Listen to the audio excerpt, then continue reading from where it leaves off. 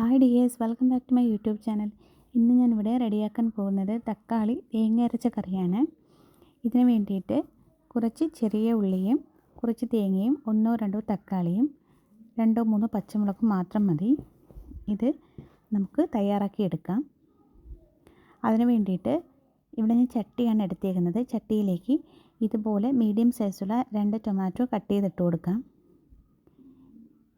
ഇനി ഇതിലേക്ക് 1-2 പച്ചമുളക്. ഇതിൽ കൂടുതൽ പച്ചമുളക് ഇട്ടാലും കുഴപ്പമൊന്നുമില്ല. ഞാനിവിടെ 3 പച്ചമുളക് എടുത്തിട്ടുണ്ട്, അത് ഇട്ട് കൊടുക്കുന്നുണ്ട്. ഇതുപോലെ 2ആയിട്ട് കട്ട് ചെയ്ത് ഇട്ട് കൊടുക്കണം. ഇനി ഇതിലേക്ക് കുറച്ച് വെള്ളം, അതായത് തക്കാളി മുങ്ങിക്കിടക്കുന്ന രീതിയിൽ കുറച്ച് വെള്ളം ഒഴിച്ചു കൊടുക്കണം. ഇനി നമുക്ക് ഉപ്പിട്ട് കൊടുക്കാം. ഉപ്പ് നിങ്ങളുടെ ആവശ്യത്തിനനുസരിച്ച് ഇട്ട് കൊടുക്കാം. ഞാനിവിടെ 1/4 ടീസ്പൂൺ ഉപ്പിട്ട് കൊടുക്കുന്നുണ്ട്. ഇതുകൂടി ഇട്ട് മിക്സ് ചെയ്ത ശേഷം നമുക്ക് ഇതൊന്ന് അടച്ച് കുക്ക് ചെയ്യാം. ഈ ടൈമിൽ ഇതിലേക്ക് വേണ്ടിയിട്ടുള്ള അരപ്പ് തയ്യാറാക്കാം. സാധാരണ എടുക്കുന്ന പോലെ കുറച്ച് തേങ്ങയും, അരക്കപ്പിൽ താഴെ തേങ്ങ മതി, അതും ഒരു 6 ചെറിയ ഉള്ളിയും,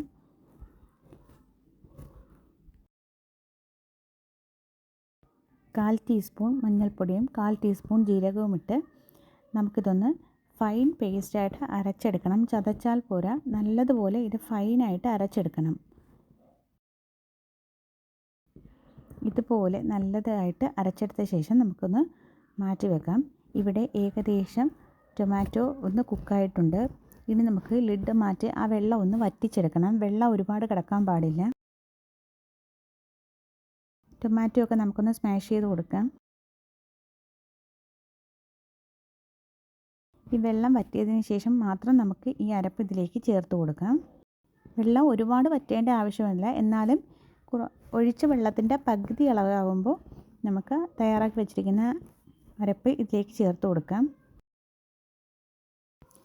ഇവിടെ ഏകദേശം വെള്ളമൊക്കെ ഒന്ന് വറ്റാൻ തുടങ്ങിയിട്ടുണ്ട്. അതുപോലെ തന്നെ ടൊമാറ്റോ ഒക്കെ നല്ല രീതിക്ക് കുക്കായും കിട്ടിയിട്ടുണ്ട്. ഇവിടെ ഞാൻ 2 തക്കാളിയാണ് എടുത്തിരിക്കുന്നത്. നിങ്ങൾക്ക് 2-ൽ കൂടുതൽ തക്കാളി എടുത്തത് കറി വെച്ചെടുക്കാം. തക്കാളി കൂടുന്നതിനനുസരിച്ച് കറിയുടെ ടേസ്റ്റും കൂടും. ഇനി ഇതിലേക്ക് തയ്യാറാക്കി വെച്ചിരിക്കുന്ന അരപ്പ് ചേർത്ത് കൊടുക്കാം.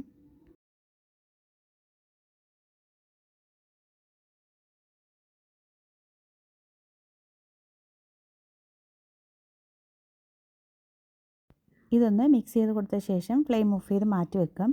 പിന്നീട് ഇത് തിളപ്പിക്കാൻ പാടില്ല. ഇനി ഇതിലേക്ക് വേണ്ടിയിട്ടുള്ള കടുക് വറുത്തെടുക്കാം.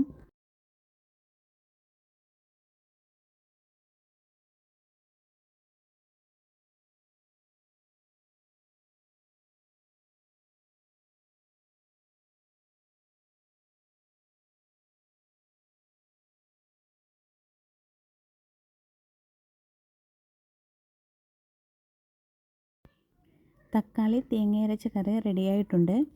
ഇത് ചോറിൻ്റെ കൂടെ കൂട്ടി കഴിക്കാൻ നല്ലൊരു കോമ്പിനേഷനാണ്. സോ എൻ്റെ വീഡിയോ ഇഷ്ടമായാൽ ഇതെല്ലാവരും ഒന്ന് ട്രൈ ചെയ്ത് നോക്കണം. Okay, thank you.